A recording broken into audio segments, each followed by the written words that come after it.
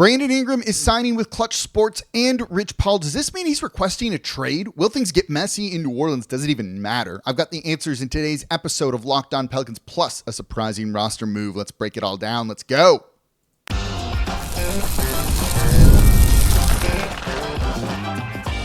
You are Locked On Pelicans, your daily New Orleans Pelicans podcast, part of the Locked On Podcast Network, your team every day.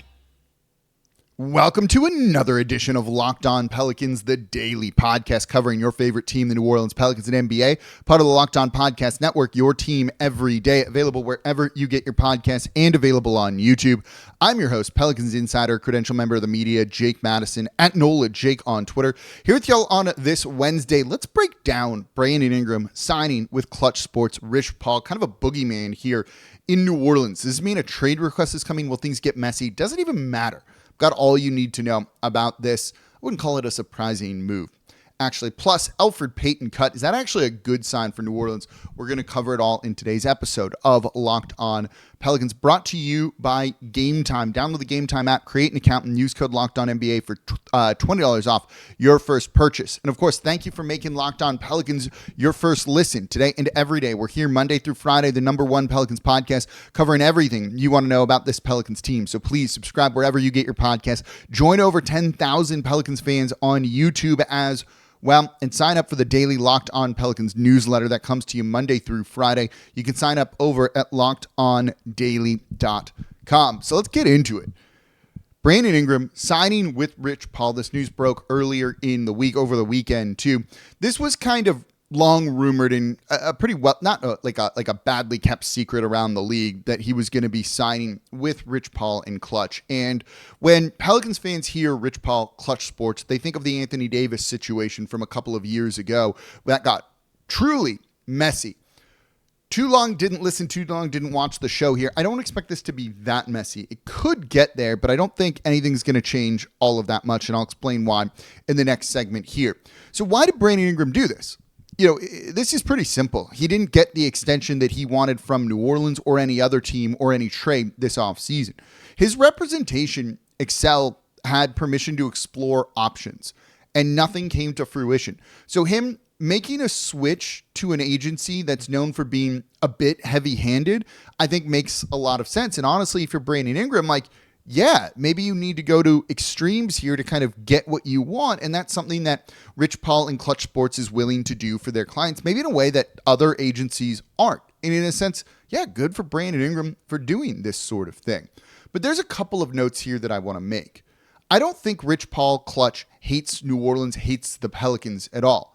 This past offseason, Rich Paul told David Griffin they should trade for DeJounte Murray. He was actively trying to get one of his clients, DeJounte Murray, the big offseason acquisition for New Orleans, here in a Pelicans uniform. And then they went and did that. If Rich Paul was like, don't you dare, we hate this, they wouldn't have done that. This is the same Rich Paul that was telling teams, don't you dare try and draft Bronny James in the second round, and steered him and made sure the Los Angeles Lakers drafted him. He was scaring off other teams and threatened them, essentially, that this guy won't sign, he'll go play in Australia or whatever. He didn't do any of that here when we knew DeJounte Murray was a trade target for New Orleans. That in and of itself is an encouraging sign here. They also have Brandon Boston Jr. He's a Klutch client. He's on the Pelicans right now.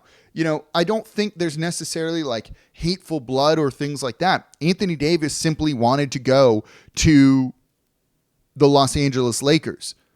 So Rich Paul did what he could to try and get them there during the season, which just wasn't going to happen, but then eventually made a deal work.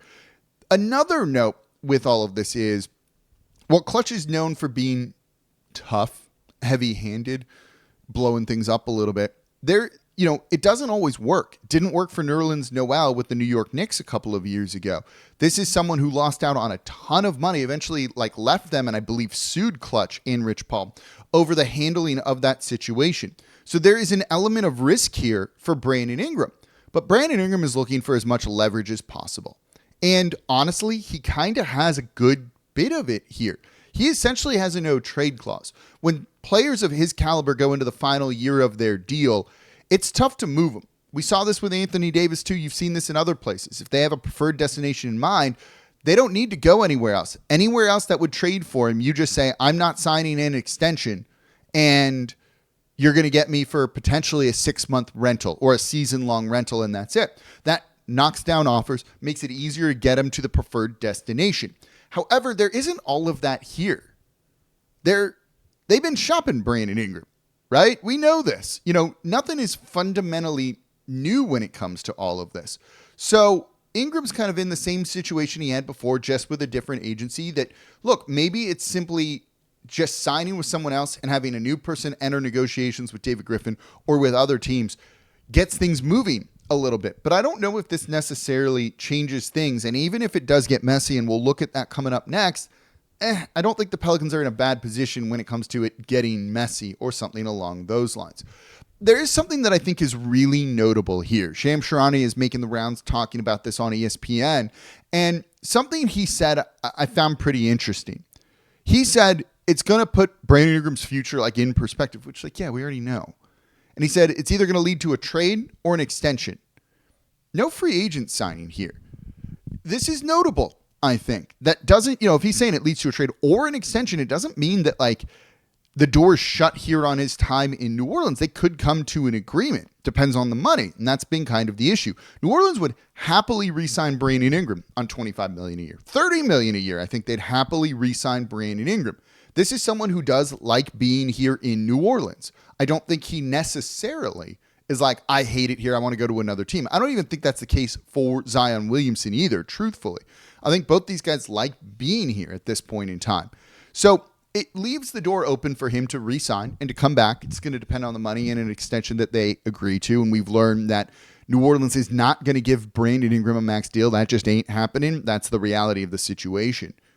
So trade or extension, no free agent signing, because there's no money in free agency. This is where Brandon Ingram's leverage is hurting and lacking.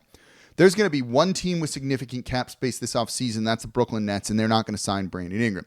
If he wants to sign straight up, just sign in free agency. And players, big name players, don't really change teams through free agency anymore. It's all signing trades and stuff like that. But just as a free agent signing, Paul George is the exception this past year.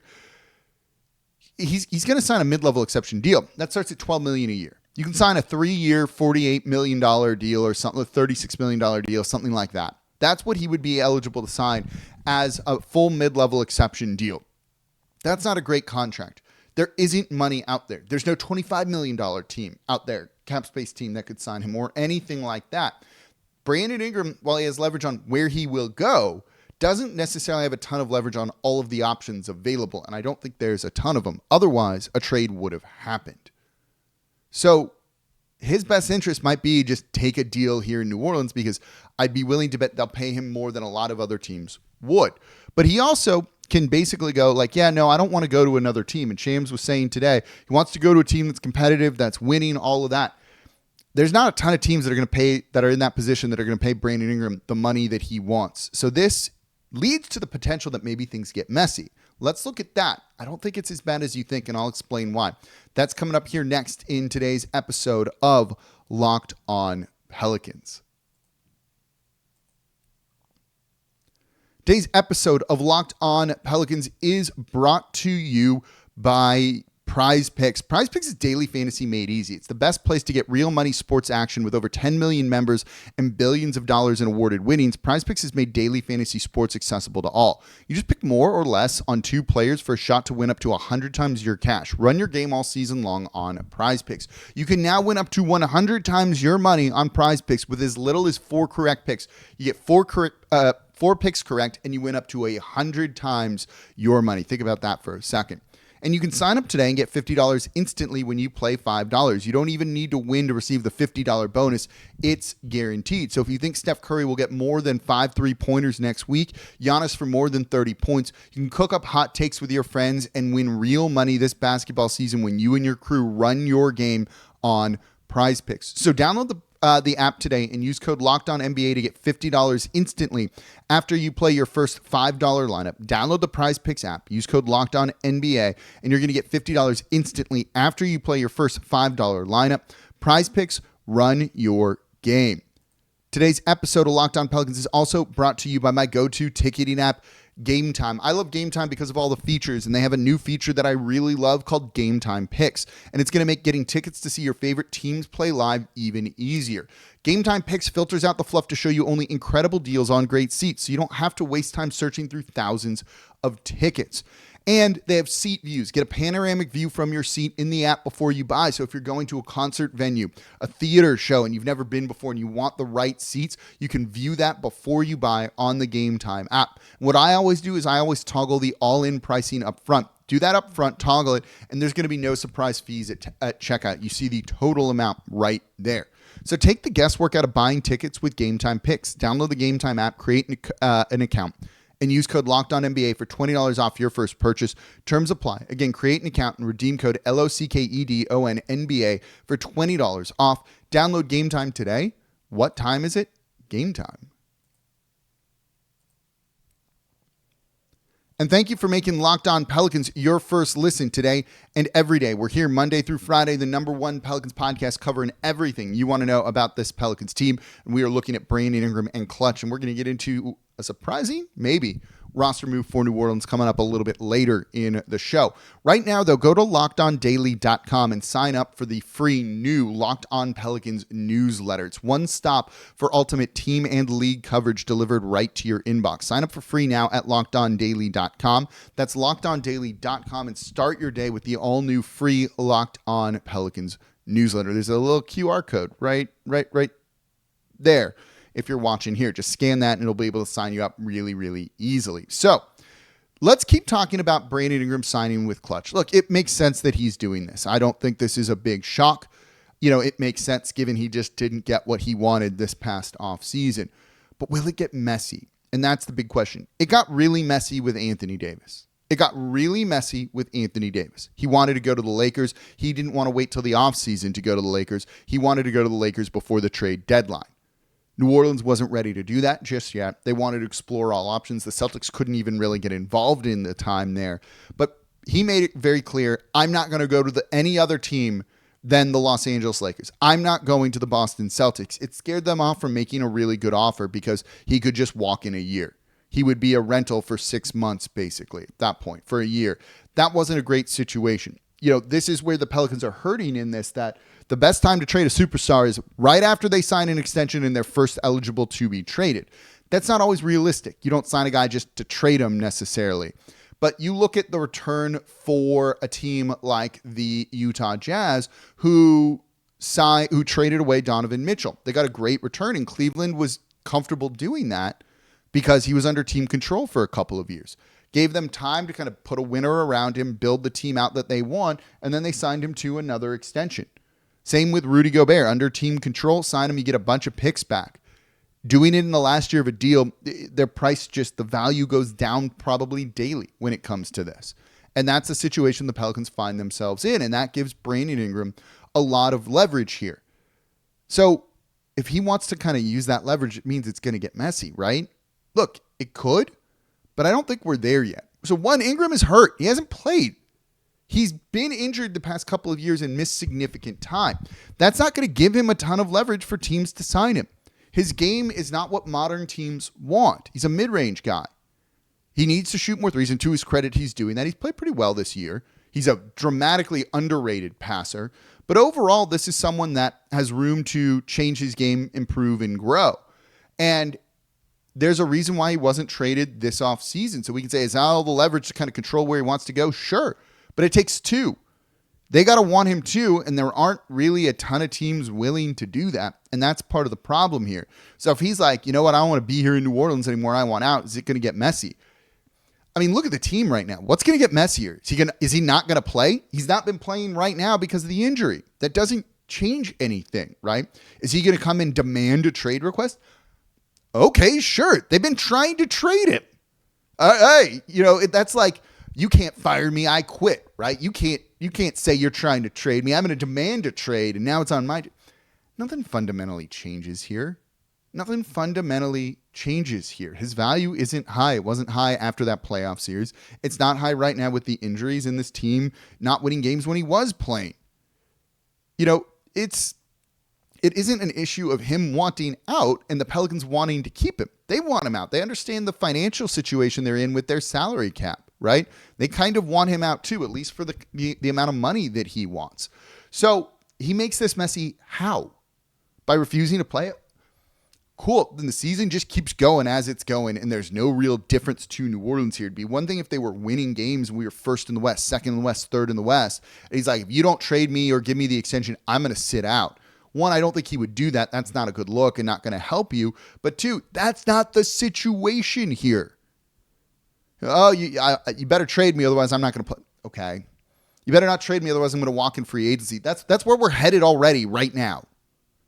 So I don't necessarily know what Rich Paul and Brandon Ingram could do to make it messier. And so, sure, there's potential for things, but I don't think it's really going to come to that. Is he going to go on podcasts and be like, this team sucks, I hate it, all of this stuff? No, probably not. That's just not his personality and who he really is. So I don't see this being a repeat of the Anthony Davis situation. Look, he can come out and like kind of try and force it. He's going to get fined by the NBA. They fined Anthony Davis. Ended up being like, $75,000, $100,000, like no money to AD. But when you don't have a contract next year, I don't know if that's the best move to do, to lose a bunch of money here right now. And I don't think that's going to make teams help you, right? Like the way he gets traded is find those teams that are interested, talk to them about what a future extension would look like, and basically get everything done right now. And they're going to let Rich Paul do that. I don't doubt that at all. It's not tampering when you have some of that permission to go and find a trade and those sorts of things. But if his criteria is like a competitive team that's going to be winning, yeah, we want a competitive team to be winning here too. In theory, we thought we were going to get that with a healthy team at the start of the year. And if they were, and didn't get just suffered all of the injuries in the world, things might be different. We wouldn't be talking about this. Truthfully, the way that Brandon Ingram gets paid, and if you're an everydayer, you've heard me say this for a while now, the way he gets the most money possible is here in New Orleans by playing well and fitting into the team and doing the things that they've asked him to do. And again, to his credit, he is shooting more threes. Those numbers are up for Brandon Ingram compared to years past. Move without the ball, play less isolation, commit a little bit more defensively, though I thought he was pretty decent defensively last season. Be healthy, play through some of the injuries if it's possible, and I don't know if it is necessarily. But he's averaging 23 points per game. He's taking 6.7 3-point attempts per. That's the third most on this team behind CJ McCollum and Trey Murphy. He's kind of been doing what he's asked. 36% from three isn't incredible, but it's not bad. He's got 6 rebounds per, 5.5 assists. All right, change the shot diet, change the shot profile a little bit more, and you guys he could be in position to have a really great year that either increases his value around the league, increases his value with New Orleans, and that's, I think, the way that he gets the most money. But I don't really know how this is going to necessarily get more messy, that he just says, no, I'm not going to go sign with these other teams that you're trying to trade me to. He already's done that, right? Like, he's already done some of that where they've been trying to trade him and he's like, no, I'm not going to go there. I don't want to play there. I'm not going to sign long term. If he tells teams that, I don't think that's making it messy if you've already been doing that and that's kind of the status quo right now. And it's on those other teams to decide if he's worth the risk. Teams aren't going to do that. So cool, you're going to be here and you can walk in the offseason and figure it out. And that's how you're going to get frozen out. And then maybe someone will come in and offer you 20, 25 million per year. New Orleans probably sign him at 30 right now. Probably sign him at his current contract right now, I'd be willing to bet. That's how he's going to get paid. Making it messy is probably only going to hurt him in the long term, so I'm not convinced that that's the way that it's going to go. Sure it could. But if he requests a trade, or if Zion requests a trade, is that actually going to make it messy here in New Orleans? No, they'll just move those guys, when they can, if they can. And that's kind of the big question here, right? If Zion requests a trade, it's like, I want out, and you can't find a deal for him. Do you just potentially waive him, just cut him, and he doesn't get any of that money, and then he's not going to get that kind of contract on the open market? Certainly not. That's what's going to make this kind of interesting here. So while he has some leverage on that, Pelicans have some too of like, well, we'll just let you hit free agency, and that's going to be a worse situation for you. And that's truthfully what it would be. And that could create kind of like a stalemate, but I think it's notable that Shams keeps saying extension or trade or extension. He could re-sign here. And if he's kind of about the money and he likes it here enough, get the biggest deal you can from New Orleans, but you're not going to get that if you make it messy and you piss everyone off and it's like, yeah, we got to let you go. So we'll see what ends up happening here, but I'm not convinced that this is really that big of a deal in any capacity whatsoever. And frankly, yeah, it makes a ton of sense for Brandon Ingram to sign with Rich Paul and kind of change his representation given what happened this offseason. So someone else is no longer on the New Orleans Pelicans, Elfrid Payton, after he'd been pretty good for the team. What's going on there? I'll share some insight into that. That's coming up here next in today's episode of Locked On Pelicans.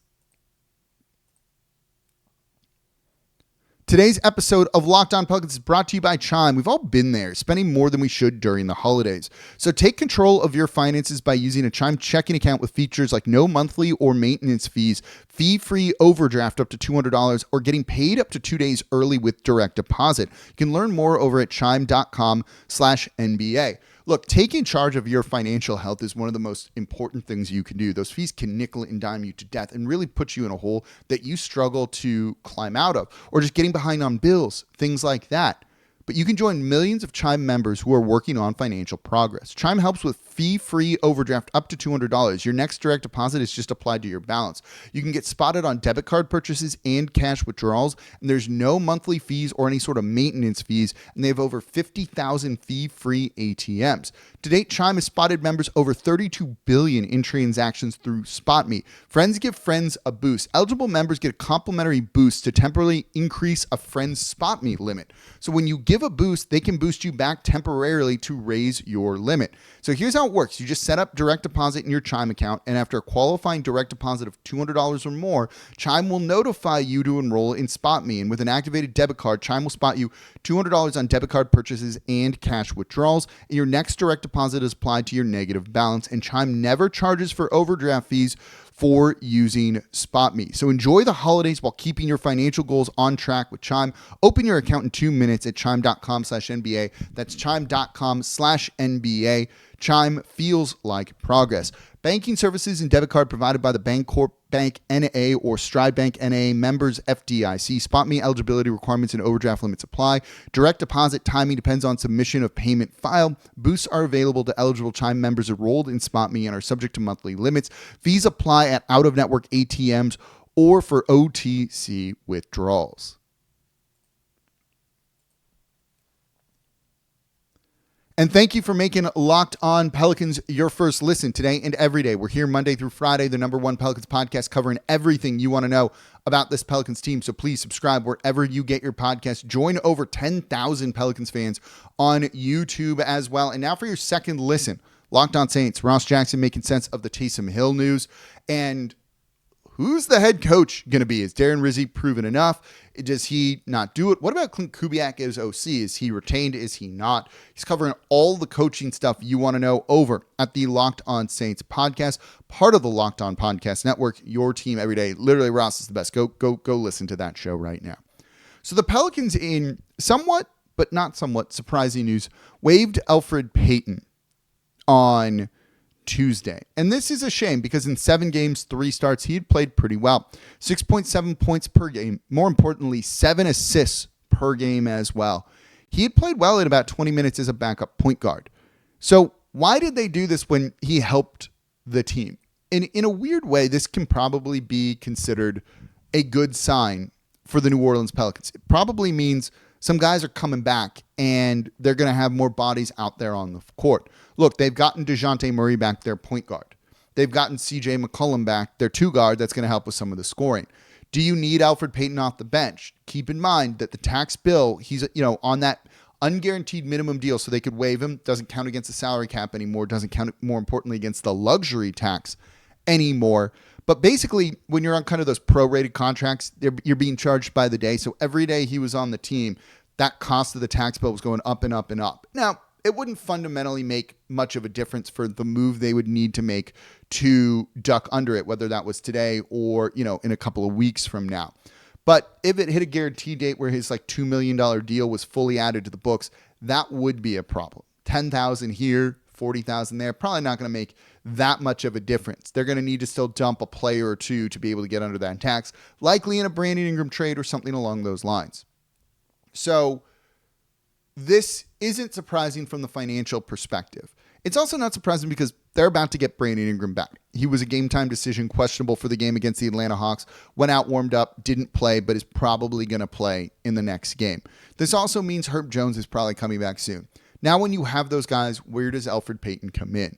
When Jose Alvarado comes back, he's the backup point guard, not Elfrid Payton. Different style of player, and you could argue one or the other, I guess. But one's under contract and making a bunch of money and one isn't. It kind of was probably a no-brainer. But this likely means Brandon Ingram and Herb Jones are coming back. That's a good thing for this team. They need it if you want them to be winning games here too. It's also worth noting that this opens up a roster spot. This means you can have an unbalanced trade where you send out one player, bring two back. It opens up a bunch of different possibilities for New Orleans. They also could have done that with him on the roster by just waiving him until it was guaranteed. So one of the things that's, I think, worth keeping in mind is if they're going to start tanking now. Don't do it later because you might lose out on a trade partner or two when it comes to that. So we want to see him kind of do that sort of deal, that sort of move sooner rather than later and get the jump on other teams because you're not kind of going anywhere right now. And the Pelicans' chances of making the playoffs do not look good at all as they sit last in the Western Conference, worse than Utah when it comes to it right now. The basketball-reference playoff probability has the Pelicans at 100% out. The only three teams that are 100% out of the playoffs are the Washington Wizards, who literally did not win a game in November. The Utah Jazz and the New Orleans Pelicans. Not a great spot to be in there. I'm trying to pull up the playoff rankings per ESPN. And as I'm doing this, let's see if that comes up here. Basketball Power Index. Let's go to the projections here. New Orleans Pelicans, what are their chances of even making the postseason at all? 0.1, you're saying there's a chance. 0.4, not 4%, a fourth of 1% to make the play-in tournament. Not great. So getting the jump on tanking here makes sense. You can waive Elfrid Payton, makes you worse. But it likely means other guys are coming back soon, and I still would like to see this team try and compete, win some games, and see what they look like. There's some time to tank a little bit later, but it does open the door to move Brandon Ingram, maybe sooner rather than later, CJ McCollum sooner rather than later in an unbalanced trade, but they could have done this anyway, so I don't think it's ultimately that big of a situation here. But a little bit surprising, but it just likely means guys are coming back, and that's a good thing. We want to see Herb Jones on the court. We want to see some of these other guys on the court too. Let me know what you think about them waiving Elfrid Payton. Are you worried about Brandon Ingram signing with Klutch Sports? Let me know in the comments down below on YouTube. We'll have more to come later in the week on a bunch of things, including some of the players and their views on the coaching staff that I think is kind of interesting to look at. That's coming up later in the week here on Locked On Pelicans, along with some games. We got it all covered here, so please subscribe wherever you get your podcast. Join over 10,000 Pelicans fans on YouTube. I'll be back in the studio tomorrow, so that's going to be great. As always, I'm your host, Jake Madison, at NOLA Jake on Twitter, and I'll see y'all next time.